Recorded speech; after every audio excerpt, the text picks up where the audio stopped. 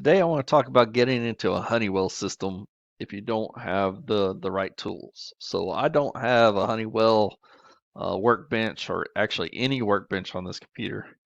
So let's first look and see what we got going on with the controller wise.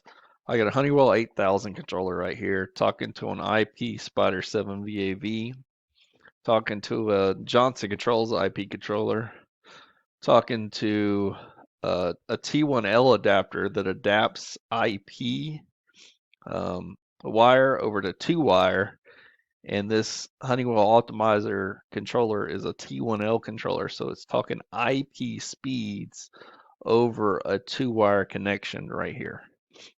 So pretty neat, cool deal. It's still basically, it shows up as an IP controller, but it only takes 2 wires to communicate that transmission over there. So let's see what we got here.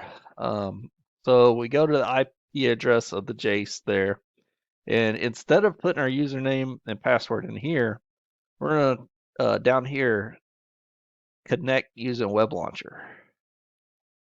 So when we do that, it downloads a file for us, and we can click on that file and start getting it installed.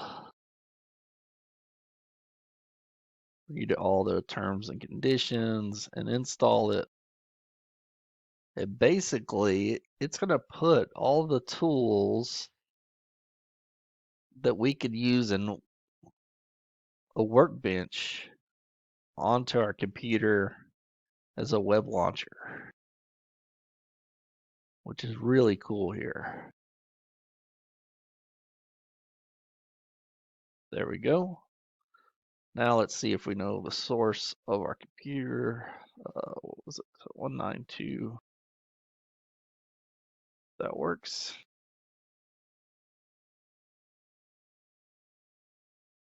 And now we can log in to our station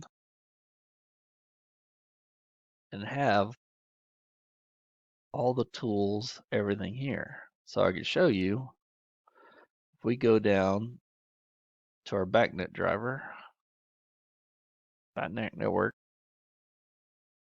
So right now we have this down VAV. Discovery here. And we got our VAV talking again. Look at that.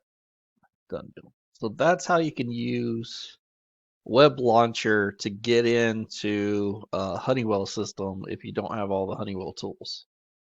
Thanks for watching.